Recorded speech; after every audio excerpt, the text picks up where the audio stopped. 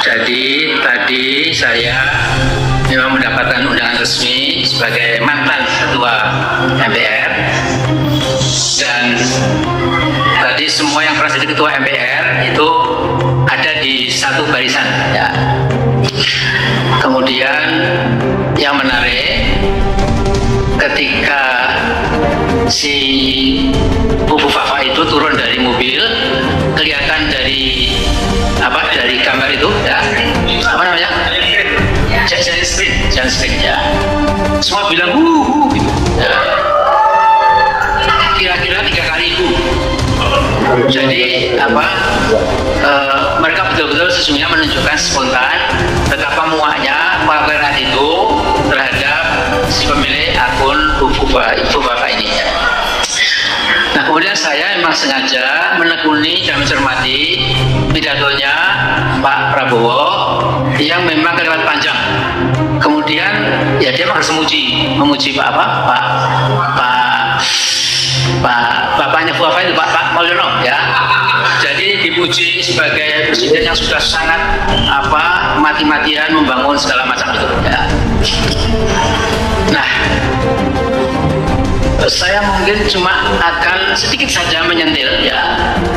Yang namanya kekuasaan itu seperti rezeki ya.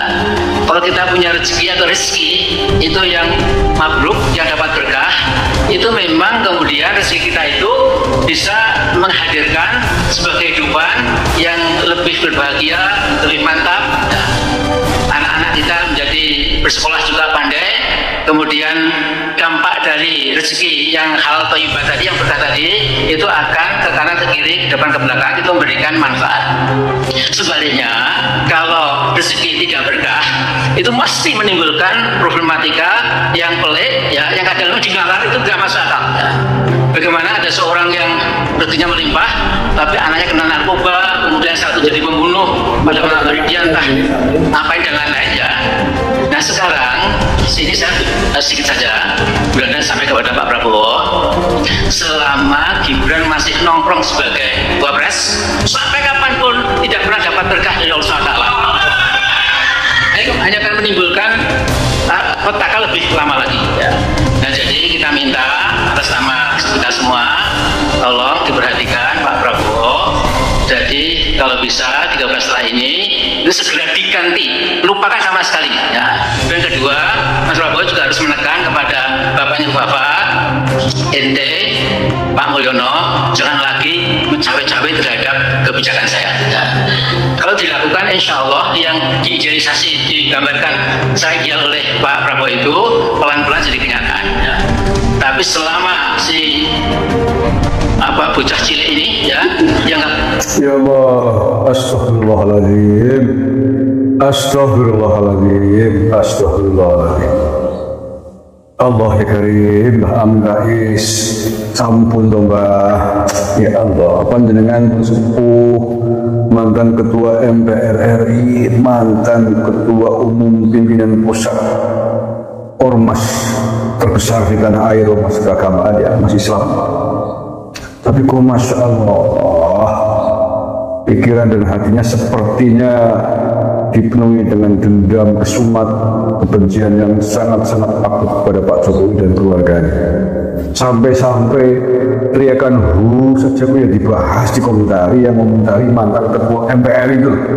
Panjenengan diundang di sana mestinya dalam konteks sebagai kesepuan mantan ketua MPR yang mestinya bisa menjadi menimbulkan bukan harapan baru, doa positif kepada Presiden yang baru Pak Prabowo Subianto dan wakilnya Pak Gibran Rakabuming.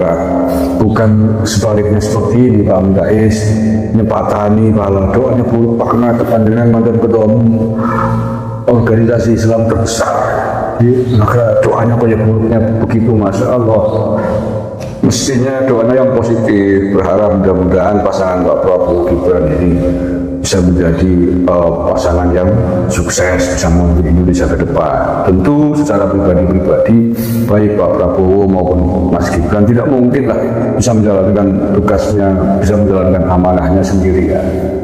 Oleh karena itulah kemudian ada kabinet, ada para menteri, ada wakil menteri, ada lembaga tinggi negara yang lain. fungsinya kan itu sebagai sebuah tim besar yang akan membawa Indonesia ke depan sesuai dengan tupoksinya masing-masing, Pak. Jadi kepanjangan juga tega-tega ini nyepatani gitu loh, nyepatani Mas Gibran, bahkan bukan nyepatani, seolah-olah kayak malaikat berani memastikan seandainya apa kalau nanti Prabowo masih didampingi Gibran itu sampai ngomong tidak akan berkata dan sebagainya. Dari mana? Jangan mendahului kersa, Mbak. Saya ingin kersa cara membantu Mas, mendahului kehendak Tuhan. Itu tidak baik, bahan saya. Panjang kesepuan, mestinya panjangannya ngomong begini, gitu. Mantan ketua APR, mantan ketua umum pimpinan pusat ormas besar di Indonesia. Oh ya begitu, gitu. Masya Allah, Masya Allah. Pada Pak Presiden Jokowi itu masih bilang milion, pura-pura nggak kenal. Apakah panjangan lupa tadi? Dari sekitar 50 menit pidatonya Pak Prabowo mengatakan, hentikan kebencian, hentikan caci maki, mari kita bersatu. Hindari fitnah, adu domba. Itu kan tegas sekali kan?